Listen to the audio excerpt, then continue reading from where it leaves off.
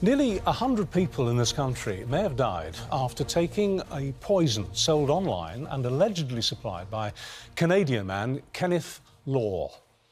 He is awaiting trial in Canada, charged with 14 counts of murder, which he denies. The scale of his alleged crimes and the devastating impact on families is the subject of a new documentary by the investigative reporter James Beal, who is from the Times newspaper. We're going to speak to him in just a moment. He is here alongside David Parfitt. David's son Tom died by suicide after buying this substance. We'll hear more of that confrontation in a minute. David Parfitt and James Beal join us now. Thank you both for coming. David, so sorry for your loss. First of all, when did you come to realise that your son was considering the possibility of suicide? Tom was always open with us that he was considering taking his own life, probably from the time after he completed his A-levels and his friends went to university and before he started at university. Unfortunately, he's somebody who had been impacted by a friend's suicide, and I think that led to the germs of an idea. I see. But you felt, having obviously spoken to him a number of times about this, you felt that he was quite a long way away from taking that step. So it must have come as an unbelievably devastating blow when it happened. Yes, absolutely. I would consider myself actually quite naive at the time about what's available online, the information that's available about suicide, and unfortunately, as James exposed, the ease by which you could, at that time, find a poison to take your own life. Oh, it's absolutely shocking. I mean, obviously, heart absolutely goes out to you, and we spoke a little bit before the programme, but I am nervous talking about it because I feel we don't want to alert people to, you know, the fact that this is available.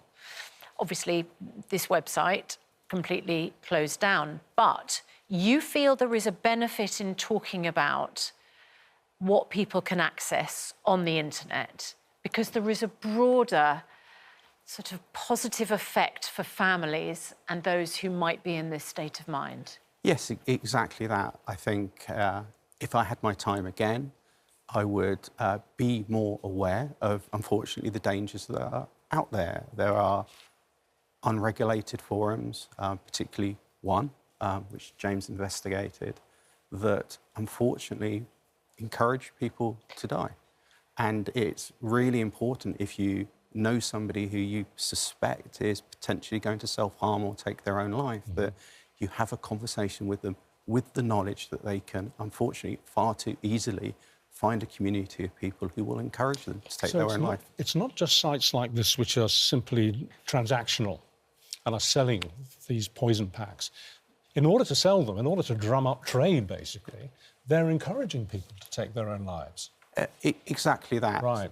It's seem... not just, oh, you want it, I'll send it. It's, yes, good idea. Yes, exactly. They're echo chambers. They encourage a view that normalises suicide as a perfectly acceptable way for a young person like Tom, or even children. I know parents of children that have gone through the same pattern as Tom, and they seem to get some dark pleasure from doing so. Not just making money, they're getting some kind of twisted kick out of it. Yes, exactly that. Well, that brings us on to this man that you confronted, Mr. Law, in Canada. What can you tell us about him? I had two conversations with Kenneth Law. The first, we had a consultation phone call with Kenneth Law where, under the guise of someone who needed to buy one of his products. And he was extraordinarily open with us. I thought he might be quite cautious, perhaps suspect that I was a journalist or some kind of law enforcement, but he wasn't at all. He was remarkably candid. He told us... Unashamed? Yeah, I mean, he told us that his mother had gone through a terrible illness, and that was why he wanted to do what he was doing. He said that people said he was doing God's work. By helping people to kill themselves? Yes, and he told us that he'd sent this poison to hundreds of people in the UK, which at the time I didn't really believe. No. The second time I spoke to Kenneth Law, we went to Canada and I tracked him down. And my role was very different then. I was looking to confront him on behalf of families like David, to give them some kind of measure of accountability. I ended up having a conversation in Kenneth Law's car with him for about 5 minutes. And he was very different on that occasion. In what way? He was a lot colder. There was no kind of there was no remorse whatsoever. I mean, he basically said, "Look, I'm selling a product. It's up to people to do with it." Well, you changed, hadn't you, from a customer to an investigative reporter? Yeah. Exactly, absolutely. Yeah. He's now awaiting trial in Canada, facing a total of 14 first-degree murder charges and 14 counts of aiding and counselling suicide. Is there now an investigation in the UK? The National Crime Agency in the UK, they've linked 99 deaths to the sale of Kenneth Law's products. All from him? Yeah, from him alone. So there is an investigation going on in the UK. It remains to be seen whether there'll be charges. In Canada, there's a discussion going on at the moment about whether he may end up facing the murder charges, or perhaps it will simply be the aiding suicide charges. This is quite a modern phenomenon, a new thing that prosecutors, police and presumably eventually juries will have to grapple with. Do you have any idea of where he is getting this material from? No, that remains to be seen. We didn't touch upon that in our original investigation. David, there is an Online Safety Act, and the government is constantly saying that it's cracking down on harmful content. That hasn't come soon enough, of course, for your son, Tom. Do you think that the government or social media companies should be doing more to shut these forums down altogether and these websites? Yes, absolutely. And what could they do you think? But the sad truth is Tom died nearly 4 years ago, and yet, unfortunately, today you could follow the same pattern.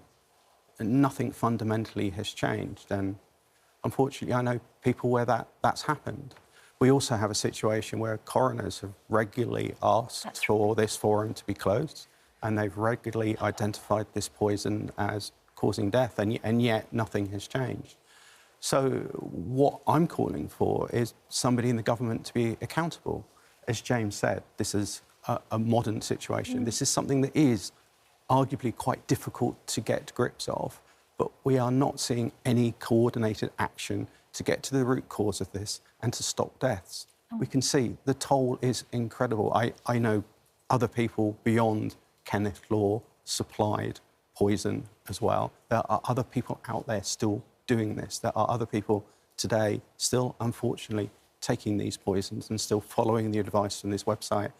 And yet, I see no coordinated action from government or regulators. There is no market, is there, that some people won't exploit, either for personal kicks or personal gain. It's extraordinary. Yes. Well, congratulations on your investigation and shedding some light on this appalling story. David, thank you so much for joining us, and love to your whole family. Thank you. As you grapple with the loss of your lovely son. So sorry.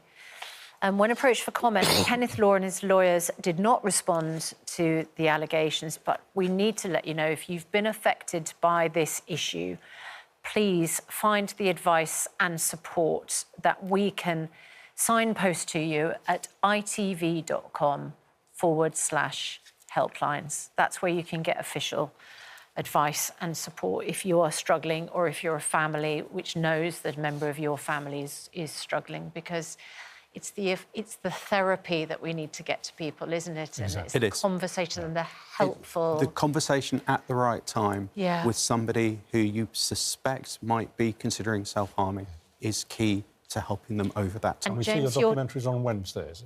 That's right, Wednesday and Thursday. On Channel 4. On Channel 4. 9 o'clock. 9 o'clock. OK. Thank you both very much indeed.